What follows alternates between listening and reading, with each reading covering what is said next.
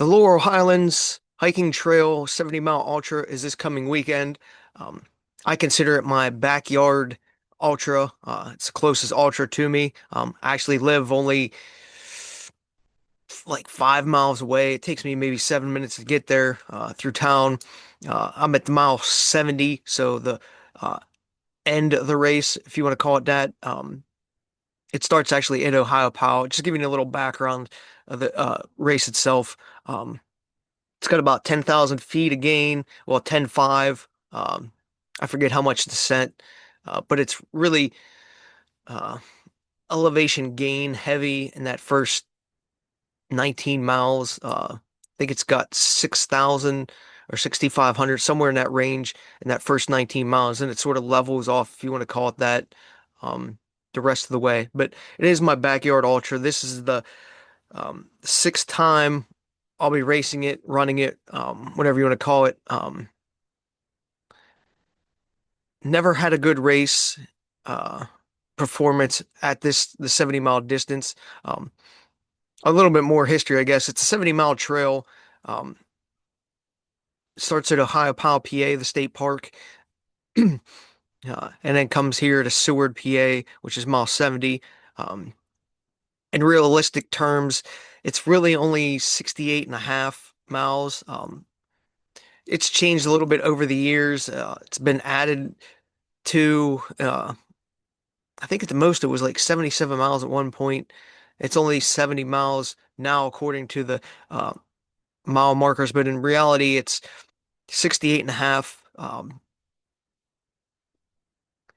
It's zero point 0.4 miles short the last mile. And then there's, what is it? I think it's like another zero point 0.4, zero point 0.6 in Ohio Powell. Um, that's a little bit short. There's a couple different miles that make it only like 68 and a half. It is well known, at least uh, local residents, that um, like the between the mile 70 marker and the mile 69 marker, it's really only zero point 0.6 distance wise. Anyway, so this is the sixth time I've ran the race or going to be running the race. I was just going to talk about my strategy a little bit going into this year. Um, So in 2018, I got a little notepad here with my times. It was the first year I've ever ran it. I did 18 hours, 15 minutes, and 24 seconds. That was actually my worst time. Um, it was really getting into ultras back then, so I really didn't know what to do and how to prepare. Um, so yeah, just really wasn't uh, knowledgeable back then. In 2019, I dropped it by a good couple hours, 16:02:07. So right there's 2 hours and 13 minutes that I dropped. Um, um, then in 2021, I did 16 hours and 51 minutes flat. So still in that 16-hour range.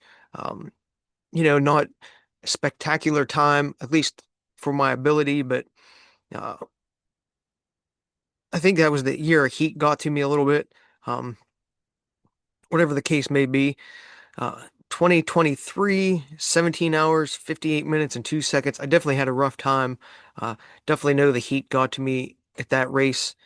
And I also, I'll get to that in a minute. If you listen to my reviews, um, if you go back a couple years, actually was second place right on first place hill in 2023. I should have won it that year. I have no doubt I could have won it that year if I didn't fall and trip. Um, And then from there, just everything went downhill. And then last year, 16 hours, 50 minutes, and 21 seconds. And even last year, I was actually going to quit the race like 20 miles in. And I laid around a couple aid stations for good 35, 45 minutes, maybe even 48, I think, at one point. So I left a hell of a lot of time out there. Um, and I never, as I said before, I never really had. Um, a good race per se for my ability. Um, in 2023, I think that was my best year prepared wise. I really do think If I didn't fall 100%, I could have won that race. I was feeling good, running good. And as soon as I fell, my body just like said enough's enough. I hurt my wrist and everything. Again, go back the last couple years and you'll be able to hear um, my recaps if you search for them. Um, but again, if I could stay in the 16-hour range, it's not horrible. Um, this year, definitely undertrained. I haven't really been running much at all. Haven't putting in any kind of hill work uh, besides some road hills. Even my mileage has really dipped the last couple months. I was having some issues with my left eye. Um, my vision was getting a little like blurry, and I was seeing floaters and stuff. And it was inflamed, so I wasn't even sure if I was going to be able to run. But now it's sort of went down. Um, and the doctor says I have 20/20 again, but even though I still see floaters, um, so I just was undertrained, just trying to heal from that. Um, so I think last week was like the first week I did 40 miles in a week. Um, first time in like 6 weeks, since basically Pittsburgh Marathon, um, or maybe a week after, I don't know, give or take.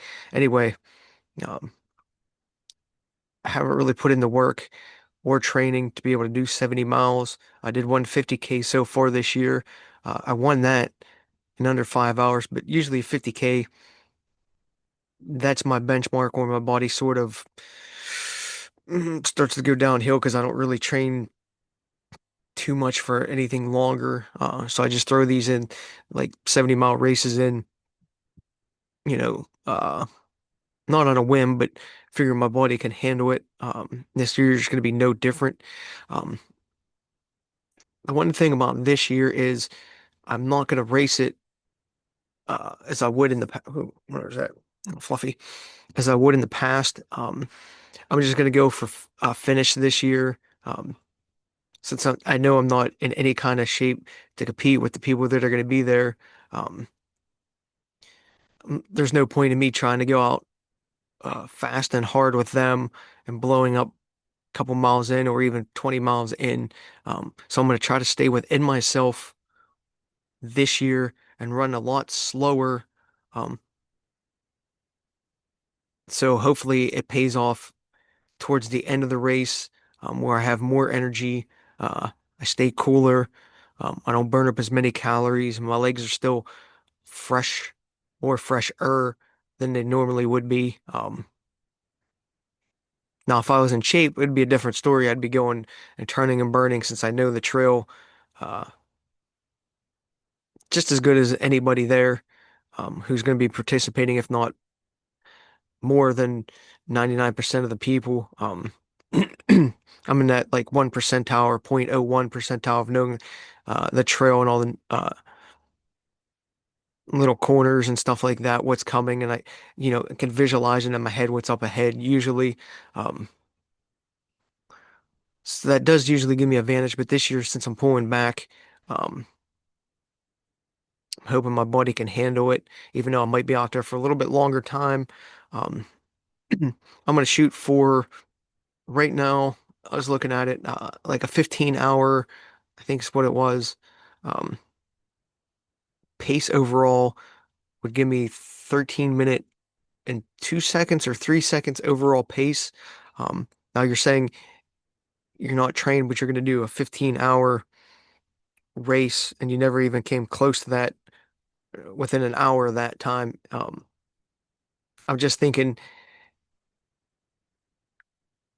I'm going to shoot for that benchmark, the 13-minute overall um, pace, because that will put me in like right at dark, or maybe where it gets a little bit cloudy.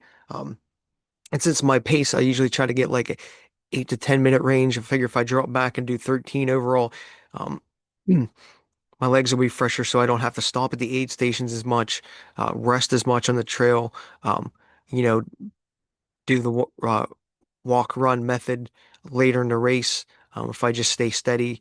Um, so that's my theory on that. but at least it gives me a goal to shoot for as well. Set up my Pace Pro for that, um, so I can watch that throughout the race, see if I'm ahead or behind. If I do fall behind and I end up finishing in 16 hours, 17 hours, I'm fine with that. As long as I'm not out there for 20, that 20 to 22 range, or even 19.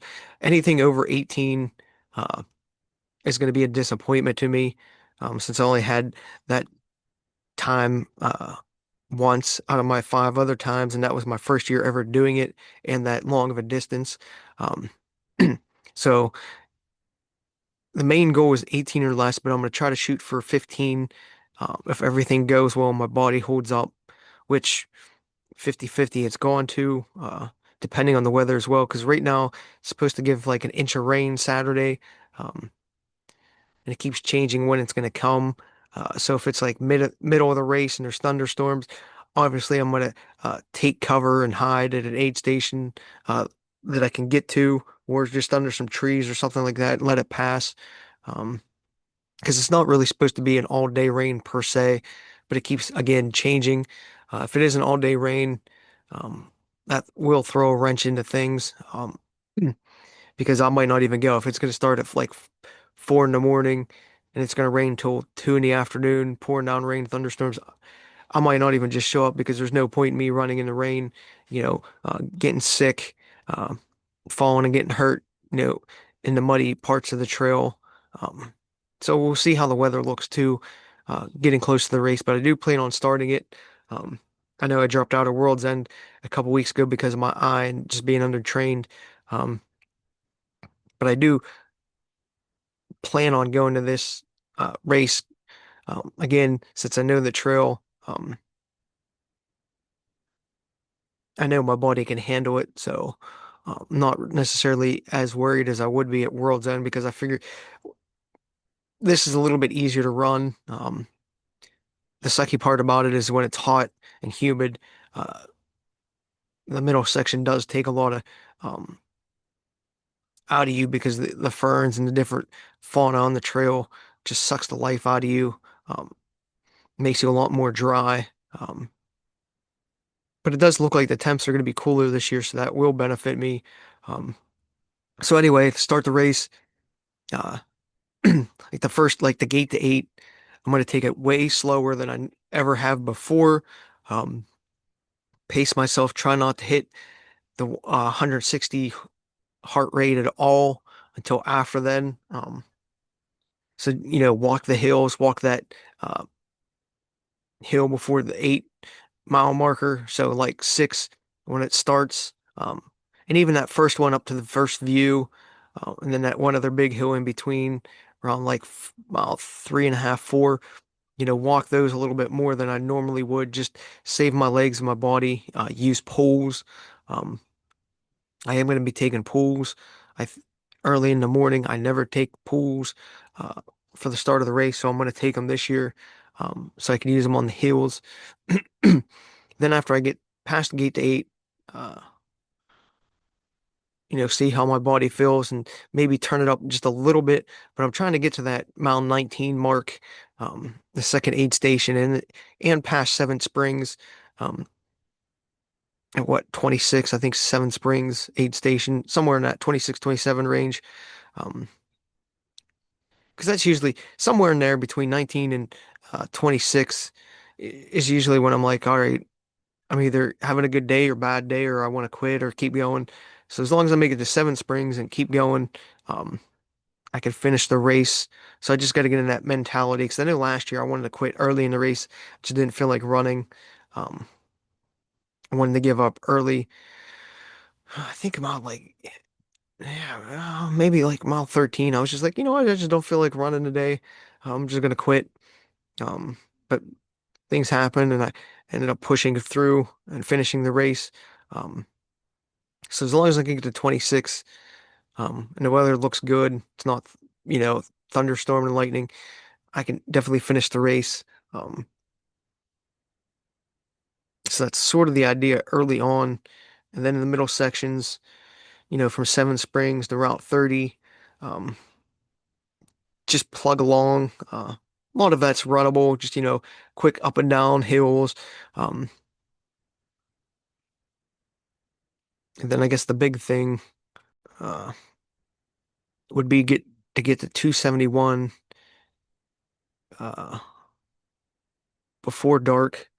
If I can get there before dark, um, definitely be happy. I've gotten there before dark every year I've ran it. I've basically made it to that last aid station like 5 miles left, 6 miles left every year before dark or right at dark.